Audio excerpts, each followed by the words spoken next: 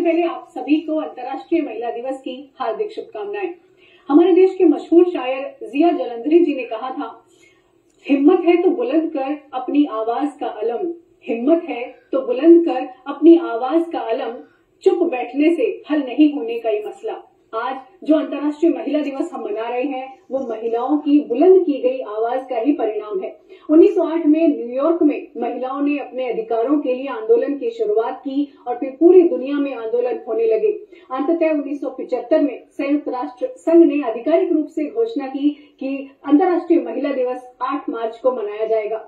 यूं तो बदलते वक्त के साथ बहुत कुछ बदल गया है, अधिकारों के प्रति जागरूकता भी बढ़ी है, महिलाएं आत्मनिर्भर भी हो रही हैं, स्वावलंबी हो रही हैं, जागरूक हो रही हैं, आगे बढ़ रही हैं, लेकिन फिर भी आज आवश्यकता है लैंगिक समानता की, आज आवश्यकता है कहीं न कहीं अपनी सोच में बदलाव की। आज के इस विशेष कार्यक्रम में इसी विषय पर बातचीत करने के लिए हमने आपके लिए आमंत्रित किए हैं दो ऐसी सशक्त महिलाएं जो अपने अपने अलग क्षेत्रों में अपना अलग मुकाम रखती हैं। आइए सबसे पहले मिलते हैं डॉक्टर रेणुका पामेचा जी से।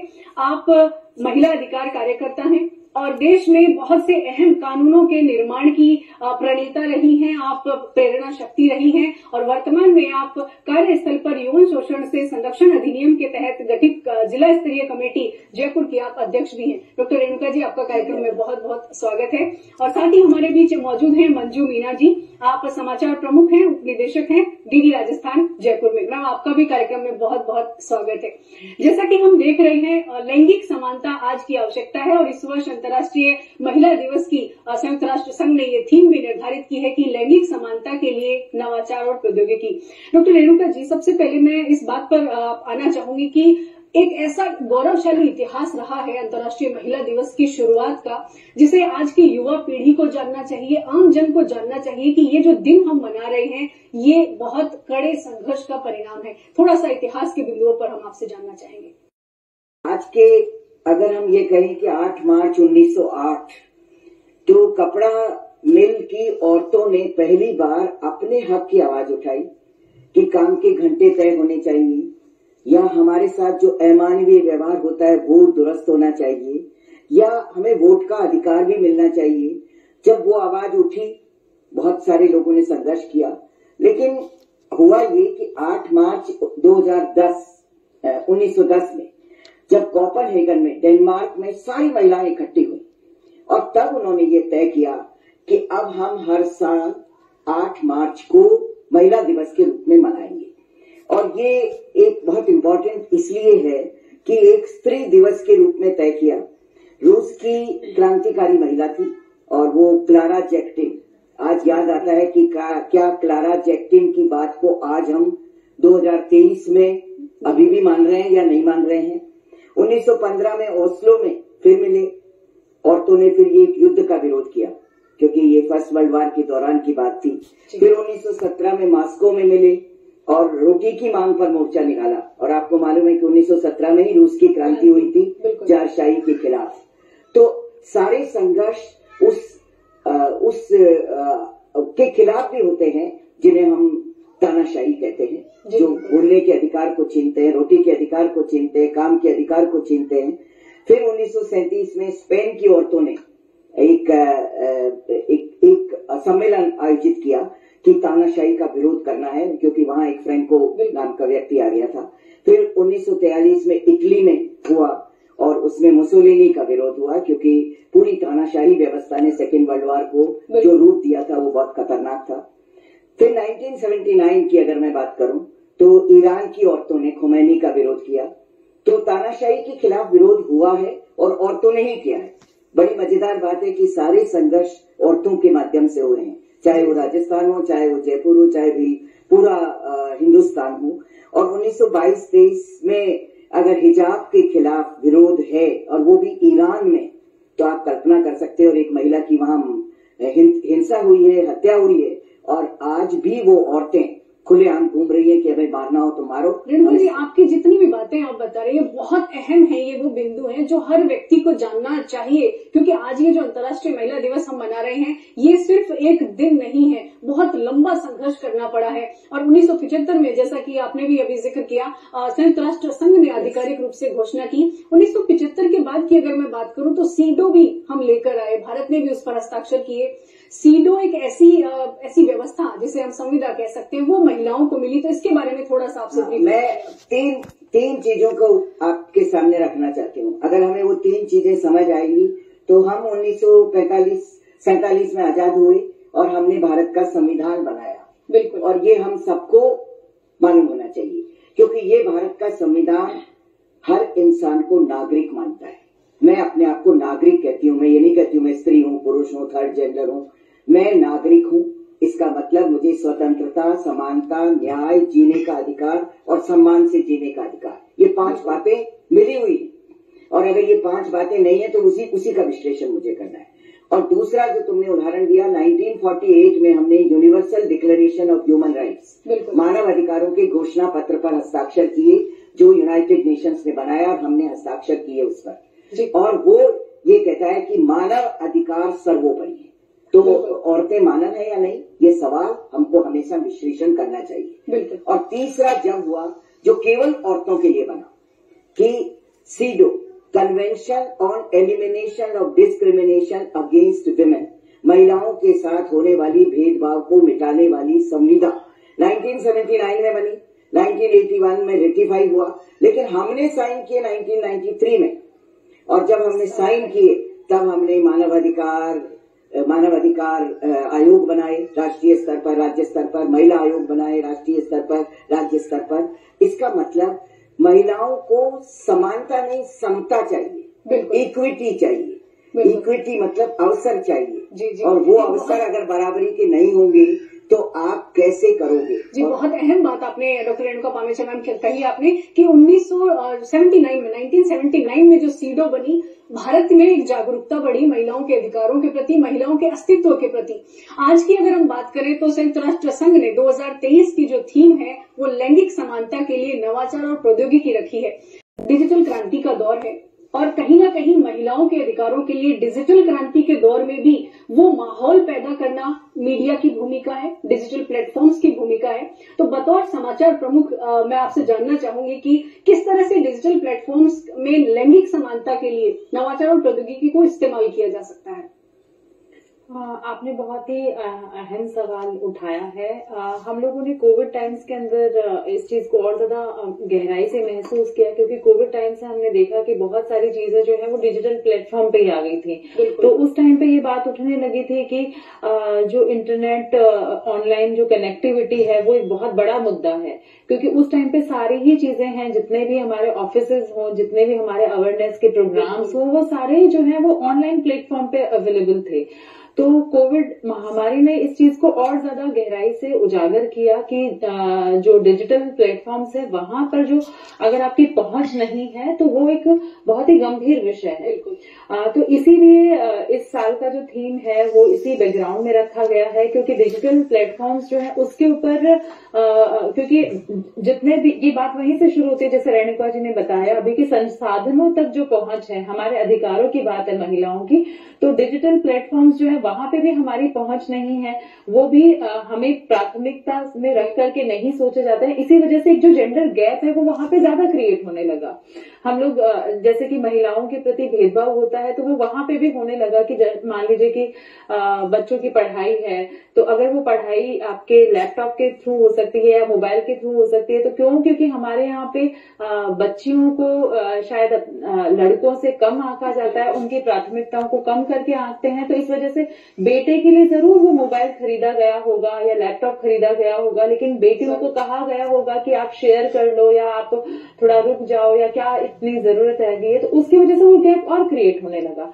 तो इसीलिए प्रौद्योगिकी जो है वहां पे महिलाओं की पहुंच होना बहुत जरूरी है। काफी गंभीर विषय, जितने भी हमारे इंटरनेशनल लेवल पे जो भी चुनौतियां खड़ी हो रही हैं, चाहे वो क्लाइमेट चेंज को लेकर के हो, चाहे वो किसी और तरीके से हो, तो उसमें भी ये बातें बार बार उठती हैं। जी जी, एक और अहम बात आपसे जानना चाहेंगे, विज्ञापनों का दौर बहुत अहम है, क्योंकि विज्ञापनों में भी कहीं न कहीं महिला को दोयम दर्जे पे देखा जाना वो भी लैंगिक समानता की बात नहीं है। लैंगिक समानता के लिए हमें विज्ञापनों में भी कुछ बदलाव लाना होगा, या बतौर पत्रकार सरकार या जो मीडिया के जो लोग हैं उनकी लेखन, उनकी भाषा शैली, उसमें भी लैंगिक समानता कहीं ना कहीं प्राथमिकता पर रहे, इस बारे में आप क्या कहेंगे? मैं आपको एक एग्जांपल देती हूँ कि अभी कुछ टाइम पहले की बात है कि एक्सीडेंट हुआ एक काफी बड़ा, तो उसमें जो न्यूज़पेपर की हेडलाइन थी, जो बहुत बड़ा न्यूज़पेपर है, उस पर लिखा हुआ था लग्जरी गाड़ी में बैठ करके एक महिला जो है उसने एक्सीडेंट कर दिया।